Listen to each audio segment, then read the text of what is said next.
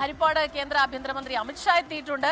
വലിയ rally road show ഒക്കെ നടക്കുകയാണ്. അവിടെ നിന്ന് നമ്മുടെ പ്രതിനിധി ശ്രീനാഥ് ചന്ദ്രനാണ് ചേരുന്നത്. ശ്രീനാഥ്, വലിയ രീതിയിലുള്ള കേന്ദ്ര സർക്കാരിനെയും സംസ്ഥാന സർക്കാരിനെയും വിമർശിക്കുന്നു പ്രിയങ്ക ഗാന്ധി ഉൾപ്പെടെയുള്ള നേതാക്കൾ.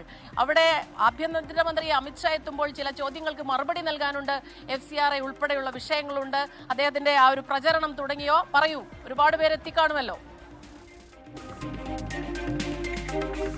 സ്മിത, ഞാനിപ്പോൾ ആലപ്പുഴ ജില്ലയിലാണ്. ഹരിപ്പാടാണുള്ളത്. ഏഴിക്കകത്ത് എന്ന ഒരു ജംഗ്ഷനിലാണ് ഉള്ളത്. ഇവിടെയാണ് അമിത്ഷായുടെ കേന്ദ്ര ആഭ്യന്തരമന്ത്രി അമിത്ഷായുടെ ഏതാണ്ട് 1 കിലോമീറ്റർ ദൂരത്ത് നീണ്ടു നിൽക്കുന്ന റോഡ് ഷോ നടക്കുന്നത്. എനിക്ക് പുറകിൽ ഇപ്പോൾ റോഡ് ഷോ വാഹനം കുറച്ച് അധികം ദൂരത്തേക്ക് ഇപ്പോൾ കടന്നു പോയിട്ടുണ്ട്.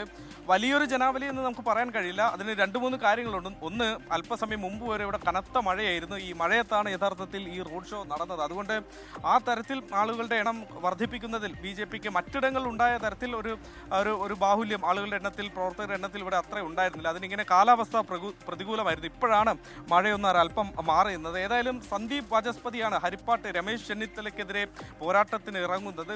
കഴിഞ്ഞ കുറേ തവണകളെ വിജയിച്ചുകൊണ്ടിരിക്കുന്ന രമേശ് ചെന്നിത്തല ഈ ഹരിപ്പാടിൽ ഒരു മാറ്റം കൊണ്ടുവരാൻ കഴിയും എന്നുള്ള പ്രതീക്ഷയിലാണ് വലിയ റാലിയും മറ്റുമൊക്കെ കേന്ദ്ര ആഭ്യന്തരമന്ത്രി അമിത്ഷായെ തന്നെ ഇറക്കിക്കൊണ്ട് സന്ദീപ് വാചസ്പതിയുടെ വിജയത്തിനായി BJP ഇവിടെ നടത്തുന്നത്. മാത്രമല്ല, സംസ്ഥാനത്ത് ഇന്നിപ്പോൾ നേരത്തെ സൂചിപ്പിച്ച പോലെ പ്രധാനപ്പെട്ട നേതാക്കളൊക്കെ ഉണ്ട്. ഇന്നിപ്പോൾ അമിത്ഷായുടെ ഒരു പ്രസംഗം ഏതായാലും ആലപ്പുഴയിൽ നമുക്ക് പ്രതീക്ഷിക്കാൻ കഴിയില്ല.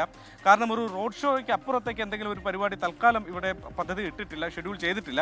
അതേസമയം കേരളത്തിൽ മറ്റു പ്രധാനപ്പെട്ട നേതാക്കളൊക്കെ ഉണ്ട്. പ്രധാനമന്ത്രി അടക്കമുള്ളവരെ ഇറക്കിക്കൊണ്ടായിരുന്നു BJPയുടെ പ്രചാരണം നടന്നത്. DK ശിവകുമാർ, പ്രിയങ്ക ഗാന്ധി, രാഹുൽ ഗാന്ധി അടക്കമുള്ള നേതാക്കളുടെ ഒരു നീണ്ട നിര കോൺഗ്രസിന്റെ ഭാഗത്തു നിന്നും പ്രചാരണത്തിന് സ്റ്റാർ ക്യാമ്പയിനേഴ്സിന്റെ പട്ടികയിൽ കേരളത്തിൽ നമ്മൾ കണ്ടതാണ്. ഇന്നിപ്പോൾ DK ശിവകുമാർ അടക്കമുള്ളവർ കേരളത്തിലുണ്ട്.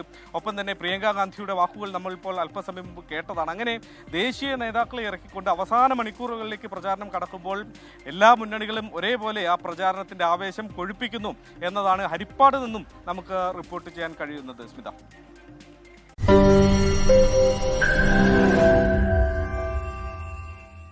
ലോകത്തെവിടെയായാലും ഏത് സമയത്തും 24 വാർത്തകളും ഓഗ്മെന്റഡ് റിയാലിറ്റി പാക്കേജുകളും എക്സ്പ്ലെയിനറുകളും വിശദമായി കാണാൻ ഞങ്ങളുടെ YouTube ചാനൽ നിങ്ങൾക്ക് സബ്സ്ക്രൈബ് ചെയ്യാം.